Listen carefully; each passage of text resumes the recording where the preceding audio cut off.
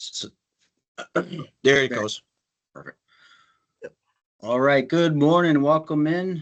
Another Friday Safety Focus of the Week meeting. It is August the 8th today.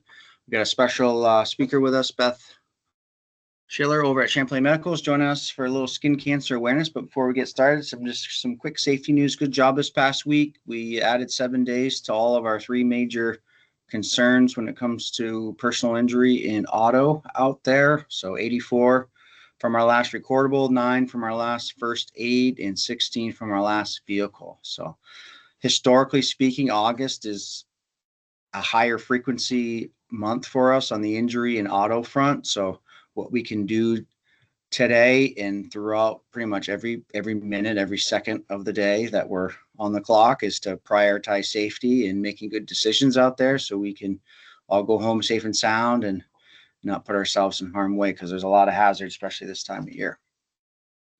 So good job. So welcome in, Beth. Beth's going to be talking about skin cancer kind of awareness. It's a new topic. We haven't done it, but I think it's an important one because it's kind of a chronic exposure and we're outside every day getting exposed to it. So Beth, if you'd like to introduce yourself and take it away. Good morning, everybody. For those of you that haven't met me yet, I'm the owner of Champlain Medical Urgent Care. And today we're going to talk about sunshine and skin cancer. We're a little late in getting this topic going. We probably should have had it in April, but nonetheless, we still seem to have a bunch of hot days coming. And despite the fact that we seem to have a lot of smog and smoke, those bad UV rays are still coming through. And what we're going to talk about real briefly is, you guys and skin cancer, the types of skin cancer, what you can do to try to prevent skin cancer, and then some resources we have locally that can help in terms of determining if you have a skin cancer or if you have what we call a pre-skin cancer, so that we can take care of it before it becomes a cancer. Go ahead, Matt. There we go. Okay, so this was interesting, but not surprising. You guys are at much higher risk for skin cancer due to the prolonged exposure of UV radiation from the sun.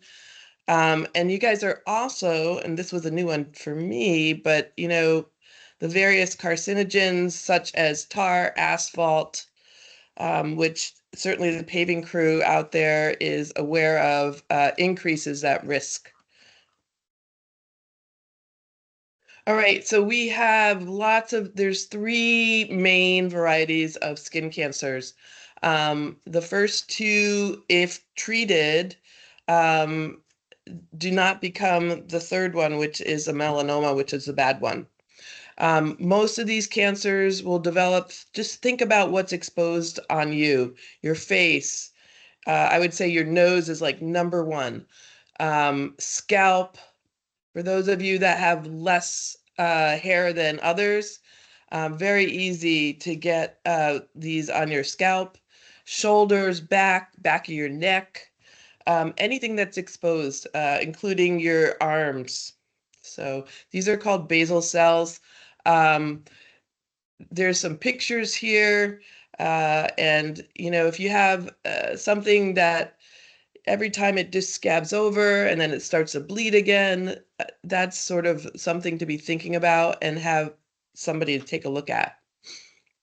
There's also these shiny bumps that you see, or if it's just pearly white, pink, white, or clear, and it can be brown as well on your skin. Go ahead, Matt. These squamous cell cancers. Now you can see it looks like you have a little wart growing on the top of your ear, and it crusts and it will often bleed. It'll crust over again and then it'll bleed again. So those are things to be thinking about. Any scaly patches that, again, crust over and then bleed. Or an elevated growth with a indentation that will also bleed, and then it'll increase in size. I had one of those that just showed up on my arm a few years ago, and it was very fast growing and didn't know where it came from, but it was time to get that baby taken off. And the last one is melanoma. Now, melanoma by itself is, if it's treated, is fine. If it goes untreated, it can turn into a cancer that spreads throughout your body. And just like lung cancer, colon cancer, any of these other cancers, it can kill you. One of the things we talk about in primary care, and we will ask these questions of you, is do you have any moles that they don't look circular? They look a little odd shaped, or they have a really rough border. So instead of a nice border, it's a border that is all over the place in terms of what it looks like. The third thing we look at is color. Is it multicolored? Do you have it? Is it light? And then there's a dark patch inside of it. We look at that as well. And then the diameter of it, is it growing? Okay. And that goes also into from D to E for evolving. So you see something and, a month later, it's a lot bigger. Moles generally don't grow in size, but these things do. And when they do, we need to get on top of them, and we need to make sure that they are removed, and that we've taken, when we remove these melanomas, we make sure that we've removed not only the basic piece, but we, generally speaking, will take more so that we get all what we call the margins, so that we know that that cancer is gone. So go ahead to the next slide. Okay, so here's what we can do, or try to do. And the first one might be a little tough for you guys, but staying in the shade obviously is helpful. Wearing a wide brim hat, and I don't know if you're all wearing hats, safety hats, but maybe having something on the safety hat on the back that could be put on, that's a piece of fabric that goes on your neck. Wearing a long sleeve shirt. I know in these summer months that's not, most people don't like to wear a long sleeve shirt, but if you wear a white shirt or a light shirt, that can also help in terms of your arms.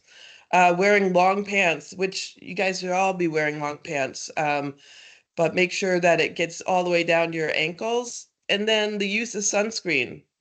A little sun is good for your vitamin D, but not a lot of sun. And given the amount of days that you guys are out in the sun day after day, putting that sunscreen on in the morning, and then after lunch, after you've eaten your lunch, to throw on some more sunscreen for the afternoon makes a lot of sense. Beth, is there if it's 30 or 50, is there a kind of like SPF that I think for folks that are really fair skinned, they're white is white when they come to you in April. I would say going with the higher SPF makes sense. But essentially anything that's greater than 15 is going to be beneficial for you. Okay.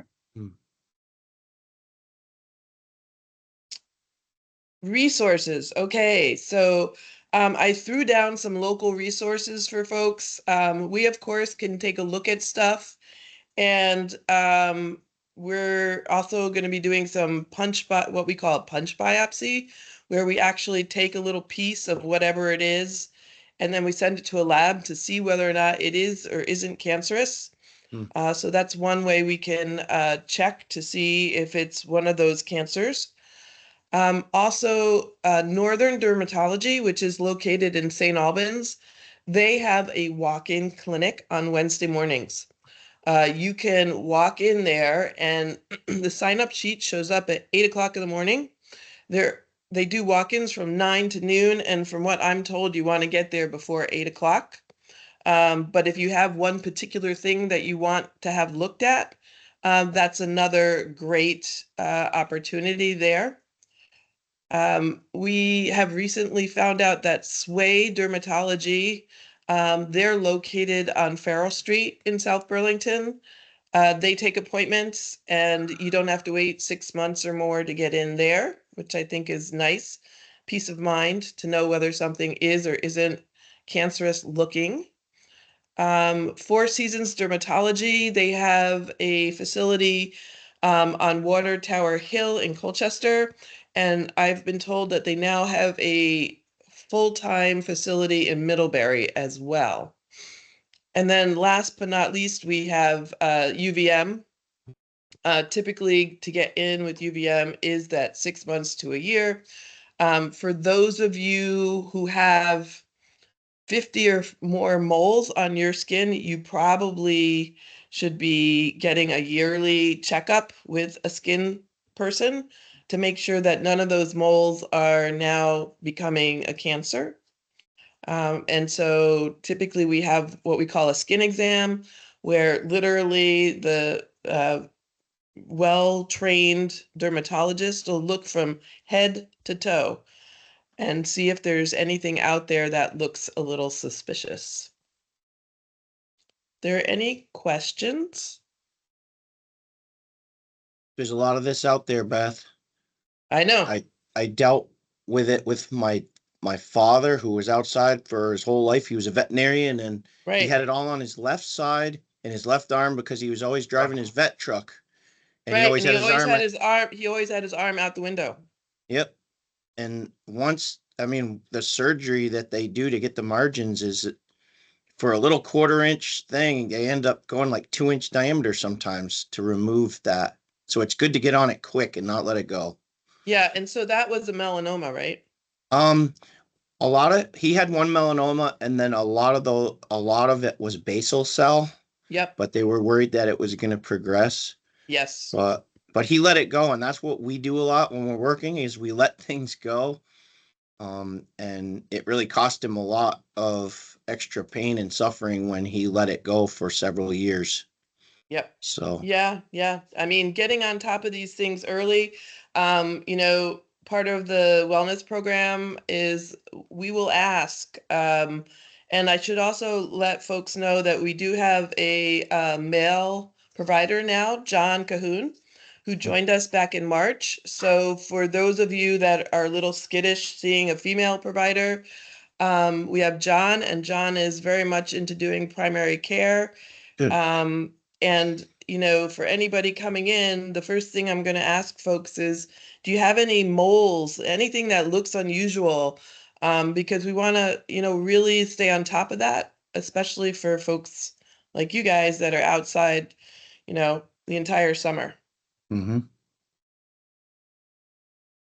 Well, thanks so much for joining us. Very informative, Beth. If there's any questions, I'm sure they can pass along to me. I'll pass them to you, or Yep. I'll give or you you can email. just send it to Beth at Champlain Medical or info at Champlain Medical, and happy to respond. Yep. Awesome. Good. Thanks so Beth. much. Thank you, Beth. Thanks for joining us this morning. If you want to stay on and watch our rest of our presentation, feel free. Yep. All right. Okay. That was good. Good idea, you guys. That was Steve. Steve Christ was excellent. The engineer of this topic. So we appreciate the suggestions when they come up. So thanks, Steve. Perfect. Thanks, Steve. Matt, you got my screen? We got it. So this week's code of conduct item is to work to OSHA, FRA, and ECI safety standards.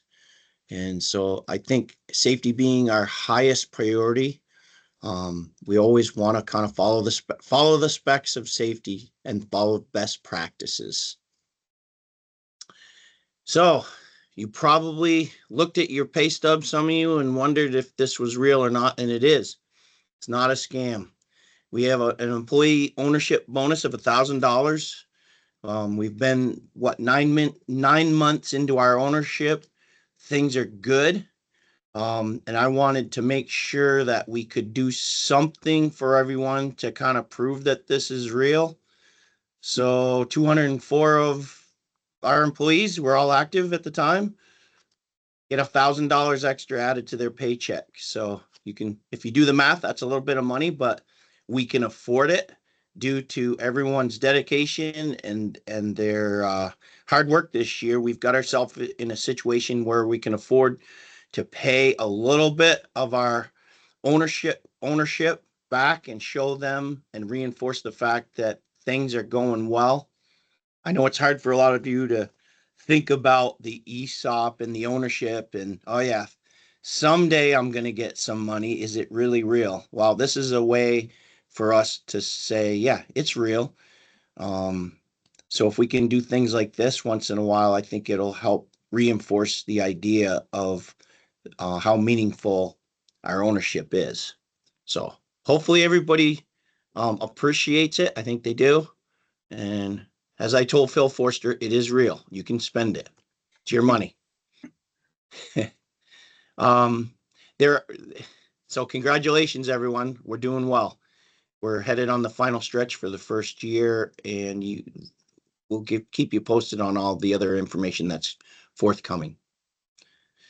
401k audit letters are going to be going out. Some of you will receive these. And if you do and everything looks fine, you don't have to do anything. You can read this this bullet point. What it is, it's an audit just for checking to make sure that you guys all agree with the information that is the result of a 401k audit. So they take a selection of us. We get these. If there's no issues or questions, if you don't respond, that means we're good. Oh yeah, on my article up above, I apologize for the grammar. So as owners, we are sharing in the benefit of our companies. That should be Y''S, not companies plural. Sorry. Okay. Should proofread before I press send. Champlain Valley Fair, the tickets were included in our paychecks last week. If you did request some, let Sarah or Melanie know if you did and you didn't receive them. They might have a couple extras or they might have missed getting them into you. So let them know. We have an equipment maintenance note this week. We want to make sure that everyone reports all issues with our equipment to our service team. Remember, you can use Fleetio, which is a very handy app, or you can do a phone call. For the heavy equipment, you want to call Pat. You want to let Tyler know on the big trucks and Chico for the pickups and small trailers. But I'll say if you tell any of them, those guys are in lockstep, so they will direct you to the right place. So the most important thing is to report it. So let's take care of our stuff. Oxygen and acetylene tanks, I think I mentioned last week, but I didn't have it in print. We're switching vendors from Airgas to Han Welding Supply. So if you have Airgas stuff in your trailers, or if we still have some out there, make sure to get them back to the shop and get them switched out with our new Han tanks. You still have a bunch to switch. And I just wanted to thank everybody for getting their tanks back here. We've done every tank that we had on lease. So that made a real easy transition for us. I appreciate it, everybody. Yeah, thanks, Pat. And it's good when we have as many or as more as we have leased, because then we don't have to pay any fees, right? Exactly. Thank you. Yeah. And then like I said, Pat, if our guys go to any of your staff, it doesn't matter what it is, you guys will pass the information to each other and help them. Okay. Congratulations, Dave. I think I saw him this morning walking by. Dave Poss is now a foreman, and I just wanted to make sure that we reached out to him and congratulated him. That's a nice place to be here at this time, to be a foreman. You should all strive to keep working your way up in your life, and this is a great place for Dave to be, and he's ready for it. And I think that hopefully you're all proud of him. We've got, I left the information on the ESOP meetings, just in case you guys are reading through and you want to contact Aaron and get some more information on the employee ownership. We've got some new employees. Hunter Paquette, concrete labor, started this week. We've got Tioka Scribner, paving labor. And we got Malachi Lucier, who is related to Sean, which is cool. So I love it when we get some of our family members joining us. So welcome, you guys. We have the project of the week, which has a little twist on it. Thought it would be kind of cool to have a spin on it for ECI Ingenuity at Work. So Ben Heath, are you on? I'm on. I'm going to let you present, and I don't know if you want to share, if you want me to just do it myself. You got it? Yep. There you go. Took control. Good morning, everybody. Morning. So the title of this project of the week is really more about our Ingenuity, ECI Ingenuity at Work, and it was the design, concept, and fabrication of a curb prep grader.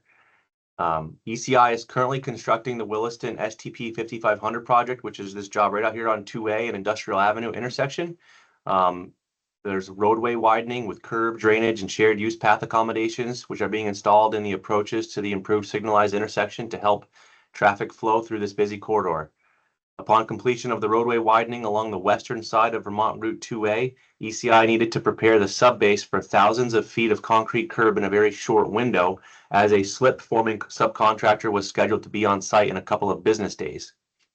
Conventional methods of construction would take longer than needed to complete this task prior to the arrival of the slip-form subcontractor.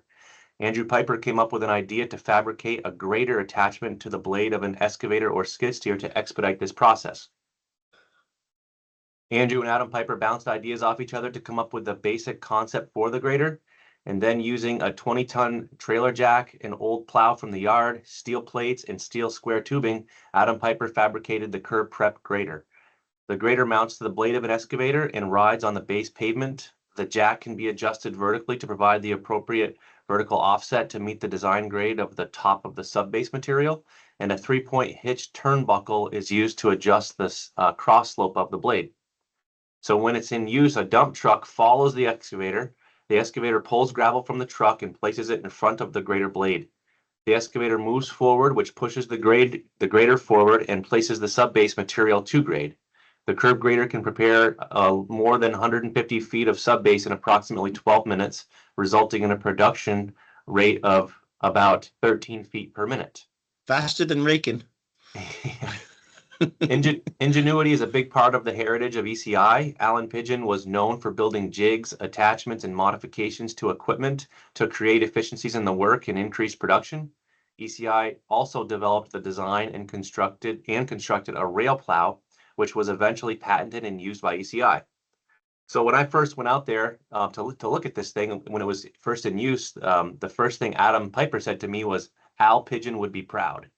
And then the next day I brought Ben Dow out to the site to take a look at it. And the first thing he said to me was, "Al Pigeon would love this thing." I thought that was pretty cool. And then coming soon, a sidewalk prep grader. So this gave birth to the idea of doing the same thing for a sidewalk, which is right up against the curb. And when I wrote this narrative, I said it should be done by Friday. It is done by Friday, and apparently it's in use today. So if you happen to go up there, I think you might even see it working, and perhaps we could do another presentation on that unit later.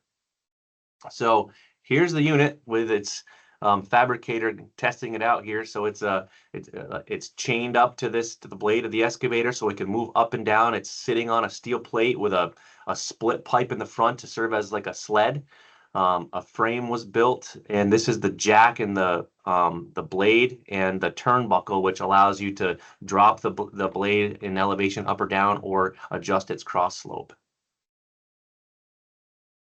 So here's kind of a side angle or a diagonal angle of it. You can see he pinned on some square tubing here to provide a good place to chain up to the blade. He also welded on a couple of these D-rings on here to have another place to chain the rig to.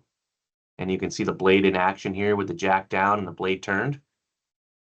So obviously this thing rides on the base pavement. So when you know what your base elevation is, and that's consistent throughout this whole corridor, you can set that blade elevation to a certain point where you know once you lay it all out and compact it that it'll be at the top of subbase or bottom of curb elevation. And after just a little bit of testing, they were able to get it so that it was very, very tight in terms of tolerance all the way up through this corridor.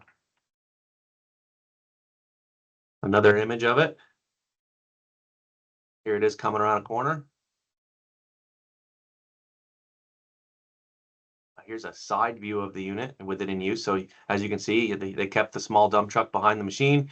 The operator would grab some material, put it in front of the blade, and then push this thing forward with just by driving forward with the excavator, and it would grade out that material. And at the end here, I should have a video that shows it in motion.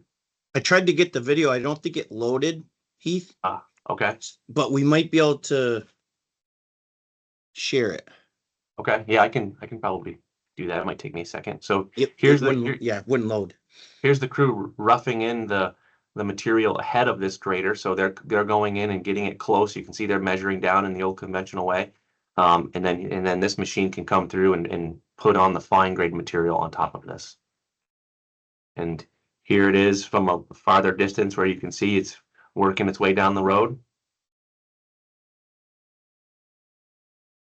I threw a Yeah. couple extra ones in. That's the prepped area, ready for curb. There's another area all prepped, ready for curb.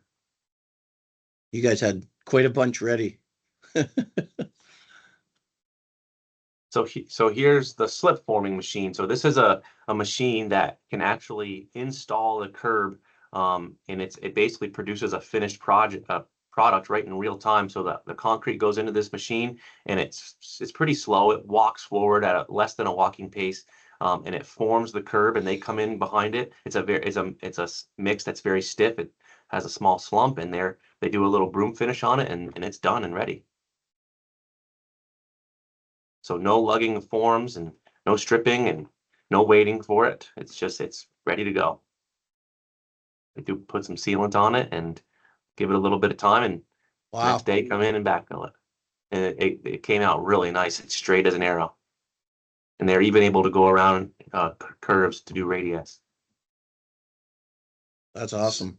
Do you want to try to see if you can share your video Yeah. from your Yep. email? That might be Possibly. cool.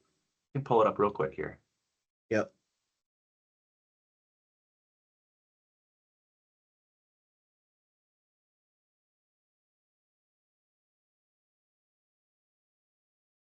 There you are, laying it out in front, right? Yep.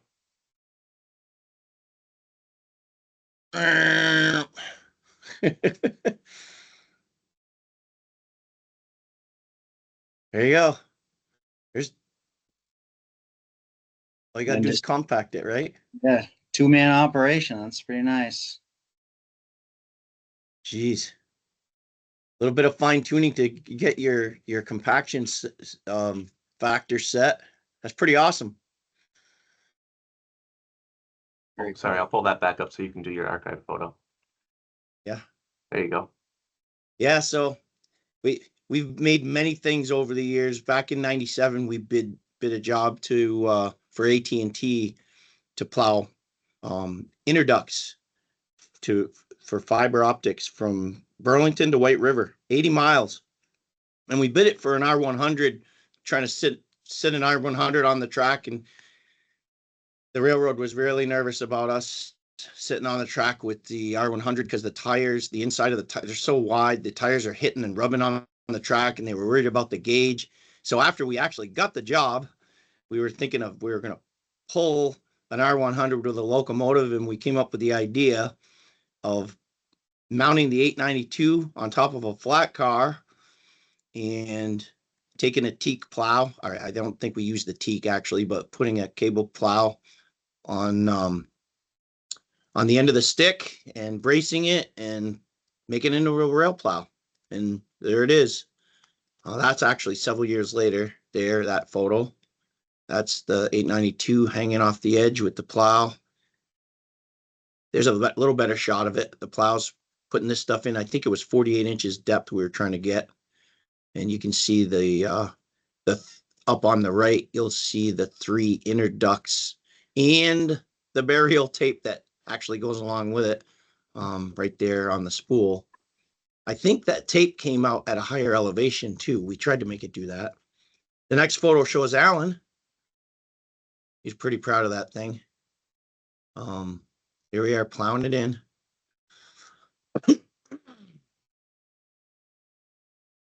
So I thought that was a fitting thing to talk about, because that was a kind of a really cool time for us. And that job actually got Ken Pigeon up here from Boston. Once we got that job, that was the year, right after we got that job, that caused Kenny to come up. And then several years later, Ken and Scott bought ECI from their dad. So there's the patent. I don't know why it didn't come out as clear, but that patent was 2001 is when the patent came through. So it's pretty cool. And there's the concept. So a little bit of ingenuity. So I did get an email from Maureen Pigeon last night, right after the email. She reads our emails every week, and she was pretty proud of that. And she thought Alan would be very impressed by knowing what's going on here, both with some of the things like this ingenuity piece that we did, but also she was pretty impressed by the fact of us being able to give a bonus 9 months into an ESOP of $1,000 to every single employee. That's a statement towards all your hard work and dedication. So keep believing in it. Do your best. Just get up every day and feel good about where you're working and do a good job, and it's all going to pay off. It's all going to pay off for everyone. So thank you, Matt. Back to you. Thank you, Ben. If you're watching a group setting, please send that over so we can capture attendance. Let's have a safe day. Let's have a great day.